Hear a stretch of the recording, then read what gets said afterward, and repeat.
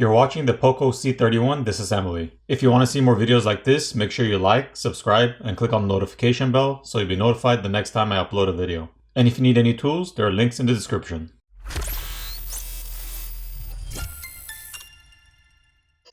First, the SIM tray needs to be removed. Next, we need to place a plastic pry tool in between the back housing and the frame of the screen and run it along the edges and pop off the catches.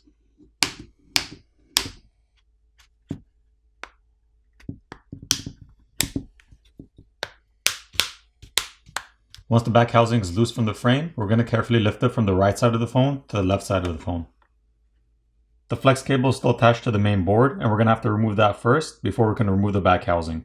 There are two Phillips screws which need to be removed, which are holding down this metal bracket covering the connector for the fingerprint reader. Once the screws are removed, we can lift up this metal bracket and remove that, and then we can disconnect the flex cable. The back housing itself is plastic, and the fingerprint reader is held down with some adhesive on the back housing. There's also an antenna flex cable on top and bottom of the back housing. At this point, there are 17 Phillips screws which need to be removed. Once all the screws are removed, we can lift up and remove the top plastic cover. The glass camera lens cover can be replaced by applying heat and prying it off. There's also some graphene film to help transfer heat. And here's a look at the other side. Now that we have access to the battery cable, we're going to disconnect that first. Once the battery cable is disconnected, we can proceed to disconnect the rest of the cables. There's a coaxial cable on the bottom right of the board, which we need to pop off and disconnect. Next, we need to peel off this protective film over here covering the connector for the front-facing camera. Now we can disconnect the front-facing camera and remove it.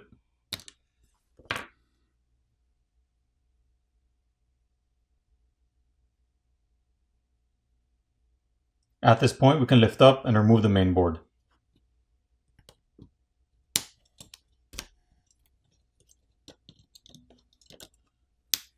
On the main board, you have a 13 megapixel wide camera as well as a 2 megapixel macro and depth camera. The camera LED flash is located here, and the camera connectors can be disconnected by just popping them off. There's also a headphone jack on the top corner. Here's a look at the chips underneath the front shield. The SIM card and memory card reader is located on the back, and the proximity sensor is located on the top. The other camera connector is located on the back as well. There's some thermal paste on top of this shield and this one. Once the shield's removed, we can see more thermal paste over here on top of the processor. It's time to remove the speaker assembly. Here's a better look at that. And there's a mesh filter over the opening. We need to disconnect this flex cable on the bottom subboard, as well as the other end of the coaxial cable. There's a single Phillips screw holding down the subboard, which needs to be removed. Once that screw is removed, there's a protective tape over here covering the subboard on the corner that needs to be peeled off. Now we can lift up and remove the subboard. The charger port is located here and has a rubber gasket around it, and the primary microphone is located in the center. Here's a look at the other side. In order to remove the battery, there are two pull tabs provided to help us pry the battery off.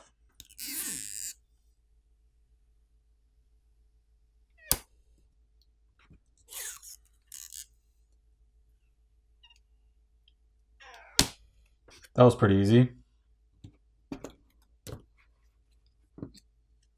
So here's a better look at the battery.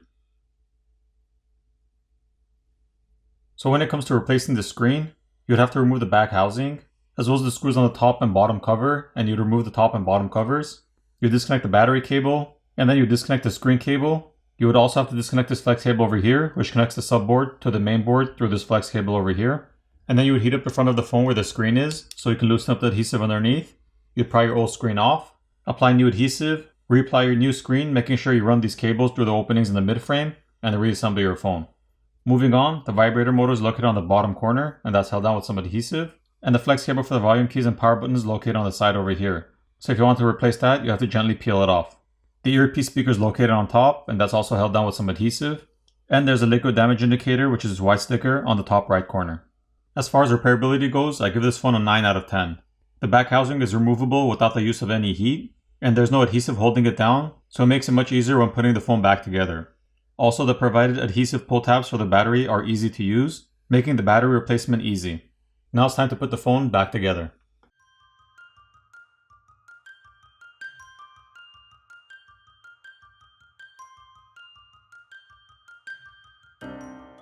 Once everything's back in place, reapply your back housing. Flip over the phone, power it on, and you're done. I hope you enjoyed the video, and I'll see you in the next video.